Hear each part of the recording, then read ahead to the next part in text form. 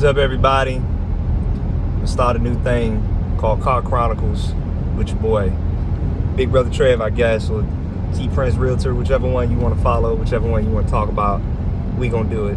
I just want to make a quick video, keep me consistent on what I'm doing. Kind of had something that happened recently, and I know I posted a video on here recently.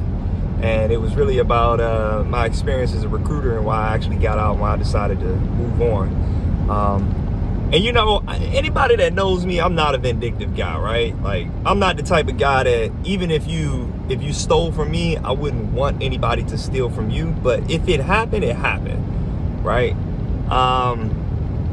That's just kind of how I roll. I don't wish it, but if it happens, it happens. Like, you know, whatever. So, it was funny because the story, I think I didn't go into huge detail, but I think I might have mentioned him, was there was a new guy that ran the station while I was there as a recruiter. And it started out kind of cool. You know, he wasn't too bad, trying to get a feel for him. And then really fast, like, he just turned, like, really fast. And for whatever reason, he had this thing against me. I don't know if it was from the previous boss or if it was just me or what it was, but you know, he had a whole idea and plan. But he even made a comment after he felt that, you know, he got rid of me, that, hey, you know, you keep messing around, I'm gonna do you like I did Prince. And I know for a fact he would say this. He would treat me different. He almost treated me like I stole money from him or something like that. It was just wild. It was just wild how just one day there's no beef, and then the next day it's like he hates me, and I have zero clue why. He complained about everything that ain't really something that you complain about, but whatever, right? That was just our experience with each other. I think he was the boss for like 2 months, and then he was like trying to be done with me. And he was dead set on trying to get rid of me. Well, a birdie told me, I won't say who because there's many people that do know, but a birdie told me that, you know, he was celebrating, and that's my car telling on me, saying that I'm speeding. I'm not really speeding though. But a birdie told me that when he was on his way out the door, that you know, he was really happy. You know, he made it through recruiting. Then recruiting duty, as recruiters, you just kind of have this unspoken thing that you look out for each other because it's a rough business. Recruiting is, you got to recruit as a team. Not saying that y'all go out as a team, but you got to have each other's back. There are going to be times where you're going to be free and somebody else is not going to be. But you kind of bite the bullet for them because you know that there's going to be a time where you're not going to be free and they're going to bite the bullet for you. And if you do that, everybody eats, everybody wins, everybody goes home, and just, you know, everybody gets to enjoy life. But when you kind of do your own thing and you kind of go rogue and you just, you know, it's every man for himself, it makes his job very hard. So he kind of did that on his own, right? He had an office of people he didn't really get to know, and he just kind of did whatever he wanted to do because he was the boss at the time. And in recruiting, it gives you that false sense of power, right? You are in control of certain things, but you're really not. The people that's really thugs and gangsters, the mafia, is the people that's at the top of the food chain. And he wasn't at the top. He was just maybe a step above from the bottom.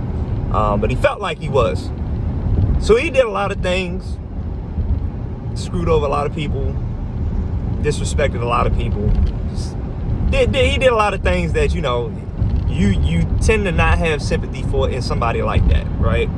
But again, you don't wish for anything to happen against them, but if it happens, it happens. So with all that being said, he just recently left on his last day as a recruiter. So he goes to our headquarters. This man is looking for his plaque. He's looking for, they always give you a going away plaque. And he didn't have one because for whatever reason, the command that he was working for and helping out and doing all his dirty work for, they didn't want to give it to him. And in the Marine Corps, which some of you all know, once you hit the rank of sergeant, we get what we call fit reps. And fit reps are basically just a report that they write onto you, right? It's a fitness report. Is this guy fit to move to the next rank? What is he doing while he's at this rank? And this kind of report, and it's really the determining factor of whether you get promoted or not. you got 3 different types of fit reps. You got just a regular fit rep, right? Just a regular report.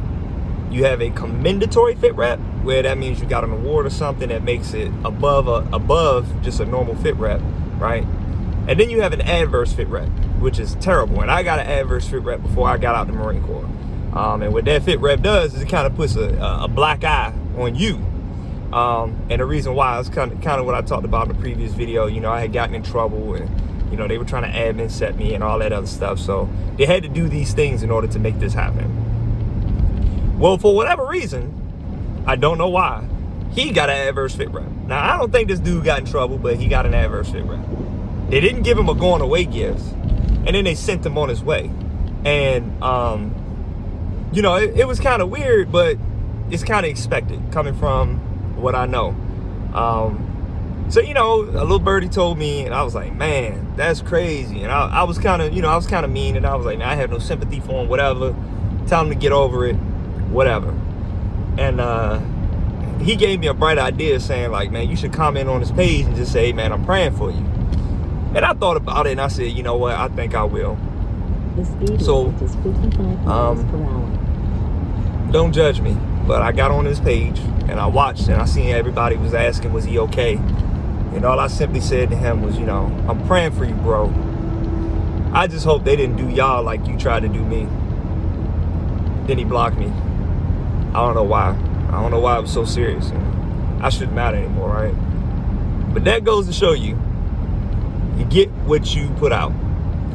And even though I probably shouldn't have said that on Facebook, it felt really good because it was enough. That's all I needed, was just to be able to tell him, you know, hey, you got what you deserve, bro.